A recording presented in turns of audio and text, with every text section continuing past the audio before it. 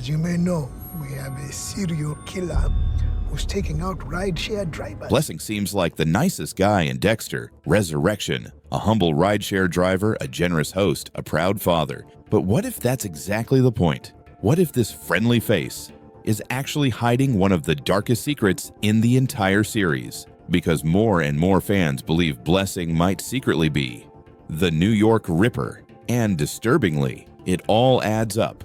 When Dexter Resurrection introduced us to Blessing Kamar, he seemed like the least suspicious person in the room. A warm smile, helpful nature, strong family values. He picks up Dexter in a rideshare, offers him a place to crash, even gives advice like an old friend. At first glance, he looks like a harmless supporting character, but that's exactly what makes him dangerous. Because in a show like Dexter, characters who feel too good to be true usually are. In fact, Blessing's calm, generous energy reminds fans of Brother Sam, the deeply spiritual mechanic who tried to lead Dexter toward redemption in Season 6. But unlike Sam, who openly confessed his violent past, Blessing has no darkness, no flaws, no baggage. And in the world of Dexter, that's a red flag. Because nobody, absolutely nobody, is that clean. Here's where it gets strange. Blessing isn't just some background character. He's the one who first mentions the dark passenger killer. He's the one who introduces Dexter to Leon Prater. He's the one who conveniently shows up at every critical turning point in Dexter's new life. It's like he's not just part of the story, he's steering it. Now let's talk about the Ripper. The New York Ripper is one of the most disturbing figures in the new series, a shadowy serial killer who's never been caught. His signature, a hooked knife that leaves a grotesque and unforgettable mark. Detective Claudette Wallace is obsessed with solving the case, but nobody else seems to care. And this is where things start to click, because the way Blessing talks about the Ripper is strange. He's the one who puts the case on Dexter's radar. He's the one who leads him to Prater, a man some believe might be the Ripper. But here's the thing, there's no proof Prater ever met the Ripper. What if Prater was a red herring? What if the real Ripper has been standing next to Dexter this whole time? Think about it. Blessing brings Dexter into the case, points him at someone else, gains his trust, and does all this while hiding in plain sight, just like the Ripper has always done. Now let's address the elephant in the room, the timeline. Prater says the Ripper terrorized his neighborhood when he was a kid. If Blessing is about the same age, that would make him too young to be the Ripper, right? Not necessarily. The show never confirms exact dates. What if the Ripper did go dormant? What if he paused, raised a family, and then re-emerged when something triggered him? Something like the return of Dexter Morgan. And here's what really sends chills down your spine. Blessing's behavior. His close friend Shike is attacked, other drivers are killed, but Blessing stays calm. Too calm. Maybe that's resilience. Or maybe it's the absence of empathy, which, as fans know, is textbook serial killer behavior. He doesn't just know about the Ripper case, he's inserting himself into it. And more importantly, he's inserting Dexter into it, like he's baiting him, testing him, playing a game. What if Blessing isn't helping Dexter? What if he's hunting him? Let's say the theory is true. Let's say Blessing really is the Ripper. That changes everything, because now we're looking at a man who built a fake life. A father, a husband, a friendly driver, all of it, a cover for something monstrous underneath. We've seen this before. Trinity was a church-going family man with a dark side that could shatter glass. The ponytail killer had a normal home life while casually chatting at Prater's dinner parties. Evil doesn't always wear a mask. Sometimes it wears a smile. And that's what makes Blessing so dangerous. He's hiding behind kindness, hiding in broad daylight. And the only person who might be able to see through the act is Dexter. There's a scene coming up that fans are already buzzing about. A gathering, a dinner, a moment where Dexter, Blessing, and Prater all sit at the same table. What if that's the reveal? What if that's when Dexter realizes he's not sharing bread with a friend? He's sharing it with a predator. Will they team up? Will they turn on each other? Or will Dexter finally realize the most dangerous killer in New York has been riding shotgun all along? Here's the craziest part. Everything Blessing has done could be seen as kindness or manipulation. Every gesture could be sincere or strategic. That's why this theory is catching fire. Not because it's shocking, but because it's plausible. And that's exactly how Dexter always gets us, by hiding the villain where we'd least expect. So what do you think? Is Blessing just a good guy in a dark world, or the monster hiding beneath it? Let us know in the comments. And if you're still watching, drop Ripper Blessing to show you're one of the real ones digging into the truth. Hit that like button, subscribe, and get ready, because the darkest reveal might still be coming. Dinner is served. Some characters in Dexter Resurrection are destined to die, but others, they must die. If they don't, Dexter's entire world collapses, along with his son. Dexter Morgan has always lived by a code: kill only those who deserve it. But this time, that code is unraveling, because in Dexter Resurrection, survival is no longer about justice. It's about deception, exposure, and cold, calculated choices. So in this video, we're going deeper than just a kill list. We're breaking down every character whose death is necessary for the story, for Dexter's survival, and for the fate of the entire franchise.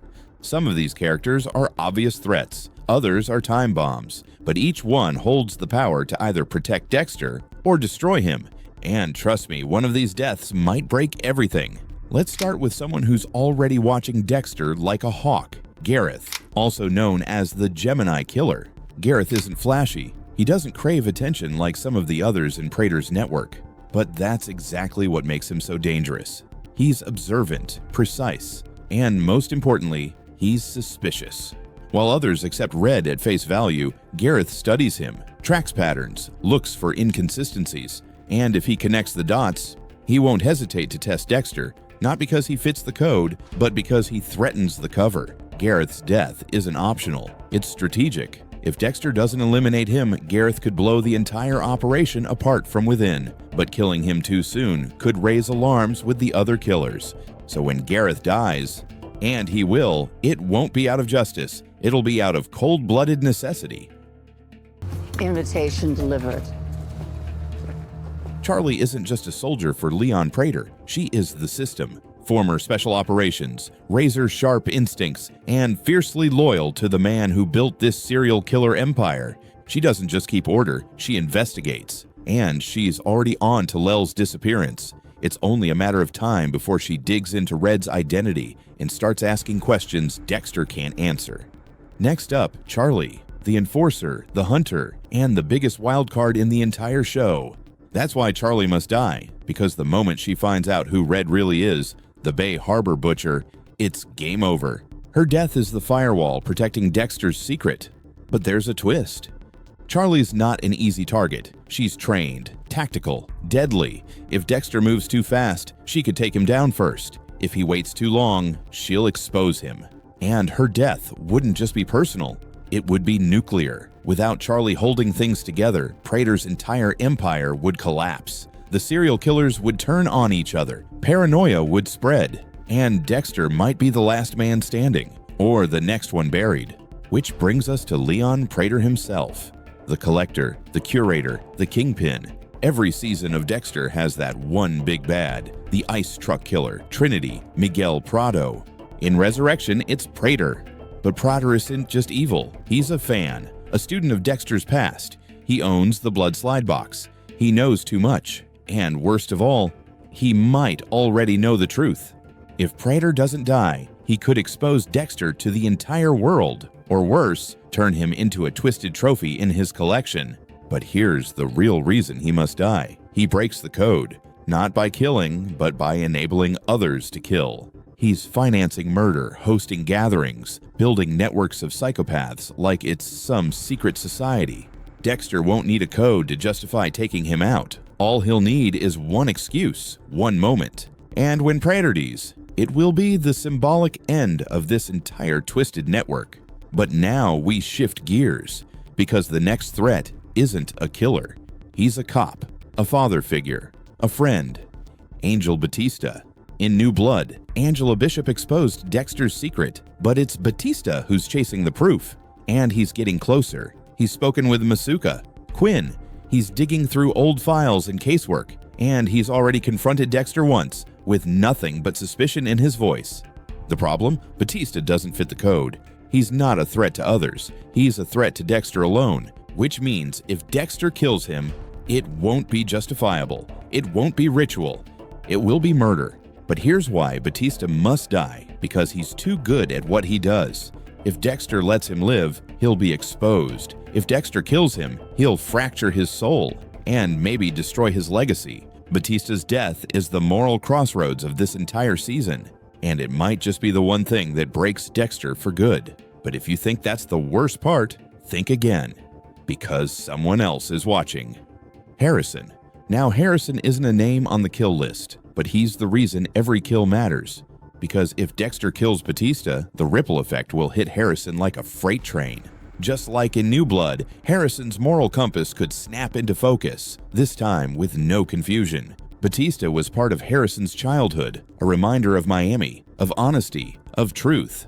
And if he finds out Dexter killed him, everything will shatter. The illusion, the trust, the hope that Dexter could ever change.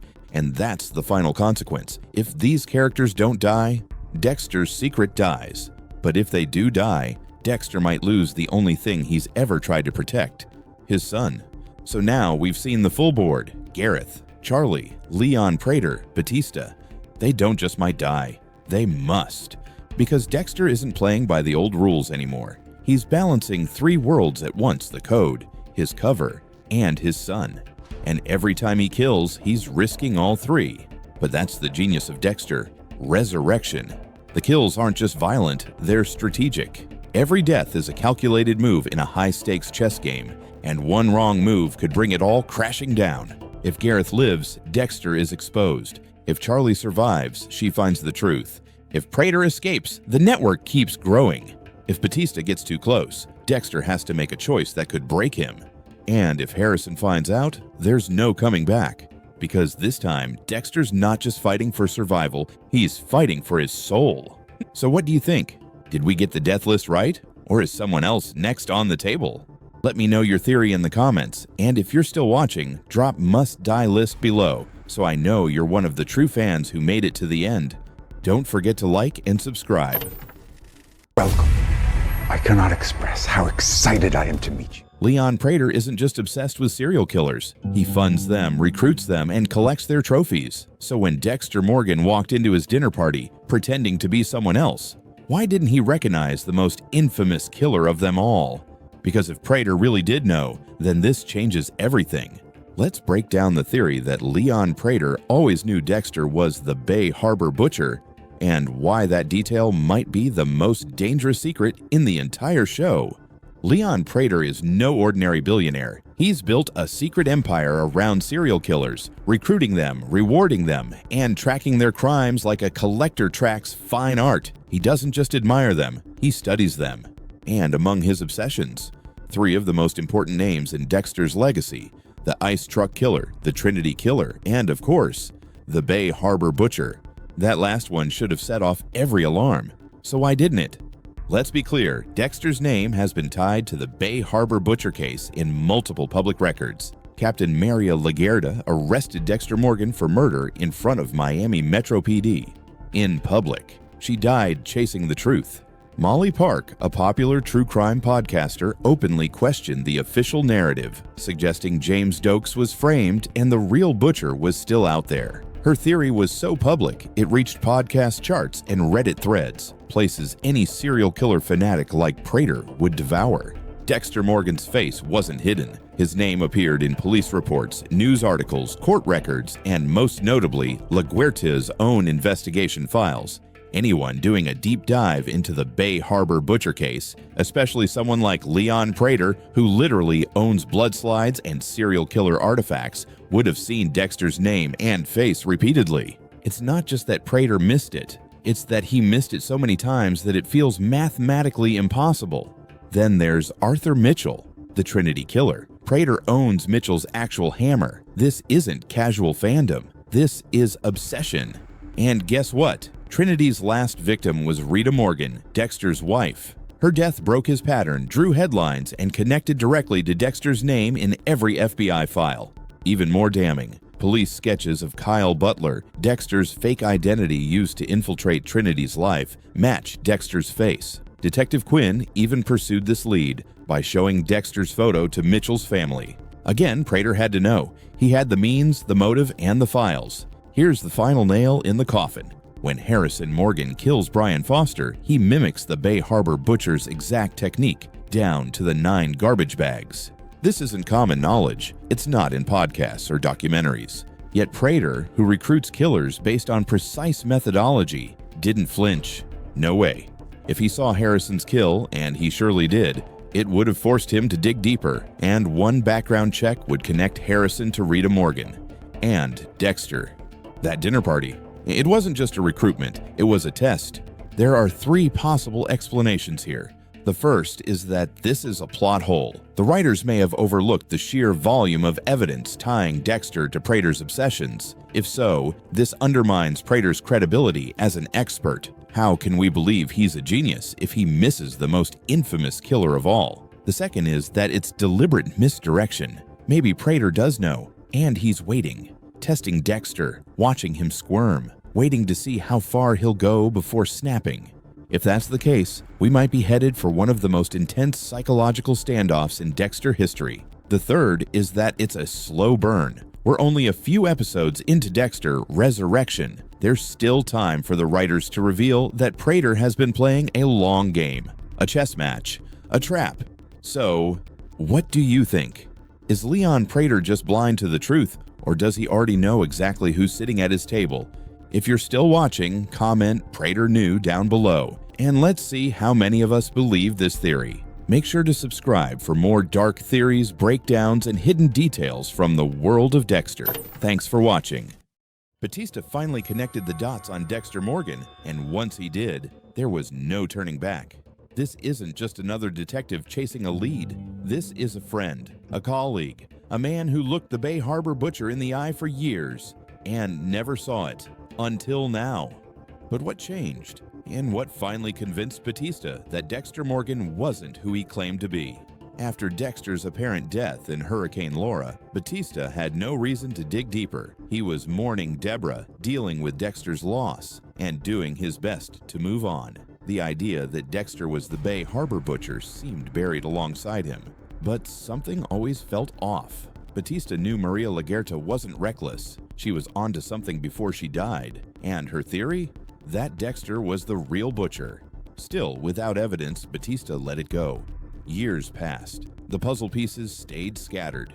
Everything changed the day Batista attended a law enforcement conference. There, he met Angela Bishop. And Angela dropped the bombshell. Dexter Morgan wasn't dead. He was alive in Iron Lake, living as Jim Lindsay. And that wasn't even the worst part. Angela believed Dexter had killed again. Batista's shock turned into action. He grabbed the case file on Maria's death and planned a trip to Iron Lake the very next day. But before he could arrive, Dexter was shot by his own son, Harrison. Angela disappeared, and Officer Teddy Reed became the only source of information. Teddy had no clue about Dexter's past or Angela's suspicions, but Batista knew too much to walk away. He remembered the suspicious killing of Oliver Saxon. Dexter stabbed him in the neck with a pen on camera. Batista called it strange. Quinn waved it off as self-defense. Batista let it go, but never forgot it. And there was more. Maria Lagerta releases Hector Estrada to bait Dexter. Days later, Maria is dead. Dexter disappears during a hurricane, taking his son Harrison. Batista learns that Jim Lindsay is really Dexter Morgan, who abandoned his son and started a new life. Everyone who ever got close to exposing Dexter, Dokes, Lagerta, Stan Liddy, ended up dead. It wasn't a coincidence anymore, it was a pattern. Angela's message was the final push. She sent Batista a photo of her with Dexter. That image alone reopened everything Batista had suppressed. From that point, his mission changed. This wasn't just about visiting an old friend, it was about confronting the truth. Dexter wasn't just suspicious, he was the Bay Harbor butcher. When Batista finally reached Iron Lake, Dexter had survived the gunshot but vanished again. Dexter Morgan's truck. Where? New York City. Truck matching his license plate got a speeding ticket. Harrison took the truck. The trail was cold. Still, Batista pressed Teddy to alert him the moment Dexter's truck turned up again. The truth. Batista didn't need more proof. He knew Dexter was a killer. He knew Dexter had faked his death. He knew Dexter had a pattern, and that pattern always ended in blood. But knowing and proving are two different things. Dexter's code had protected him for decades, and every time someone tried to expose him, they ended up dead. Batista isn't naive. He knows the danger, but this time he's not chasing justice for Miami Metro or for Maria. He's chasing it for himself, for closure, for every question that never got answered. Batista finally saw the truth. The only question left is, will he survive it? If you're still watching, drop Dark Passenger in the comments below. We'll see you in the next video.